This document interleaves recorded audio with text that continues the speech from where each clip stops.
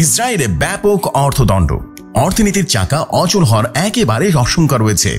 অভ্যন্তরীণ গোয়েন্দা সংস্থা শিন বেতের প্রধান রোনেন বারকে একেবারে বহিষ্কার করে দেওয়া হয়েছে। দখলদার ইসরায়েলের মধ্যে ব্যাপক অর্থদ্বন্দ্ব দেখা দিয়েছে এবং যুদ্ধ অপরাধের অভিযোগে অভিযুক্ত ইসরায়েলের প্রধানমন্ত্রী বেঞ্জামিন নেতানিয়াহু শিন বেতের প্রধানকে গতকাল বৃহস্পতিবার মন্ত্রিসভার মাধ্যমে বহিষ্কার করেছেন। তবে ইসরায়েলের হাইকোর্ট আগামী 8 এপ্রিল পর্যন্ত এই বহিষ্কারদেশ স্থগিত করেছে।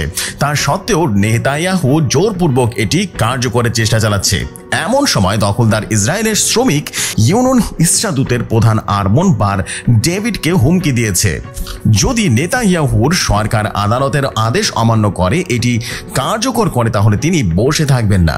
মূলত ইসরায়েল জুড়ে ধর্মঘটের ইঙ্গিত দিয়েছেন আরমন। তিনি বলেন, আমি আশা করি ইসরায়েল সরকার আদালতের প্রত্যেকটি নির্দেশ মানবে, যেমনটা সরকার তার নাগরিকদের কাছ থেকে প্রত্যাশা করে।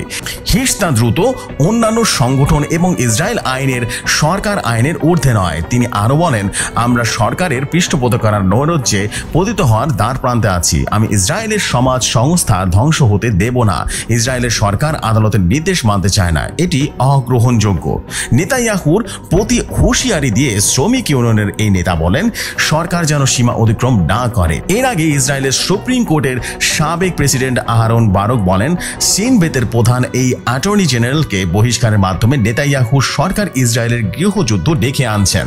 তার মন্তব্যের পর যুদ্ধ অপরাধের অভিযুক্ত নেতানিয়াহু আজ শুক্রবার 21 মার্চ একটা ভিডিও পোস্ট করেন, যেখানে তিনি বলেন, কোনো গৃহযুদ্ধ থাকবে না। ইসরায়েল হলো আইন এবং শাসনের দেশ, আর ইসরায়েলের সরকার সিদ্ধান্ত নেয় শিন বেতের প্রধানকে হবেন।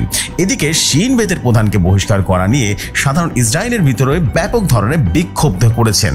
তারা বলেছেন, নেতানিয়াহুর স্বৈর শাসনকে পরিণত করেছেন। এ কারণে বিরোধী মতের রোনেন বারকে তিনি বহিষ্কার করেছেন, যেন কেউ তার কাজে বাধা দিতে না পারে। এমন সব নিত্য নতুন নিউজ পেতে রেডিও শহরের সাথেই থাকুন।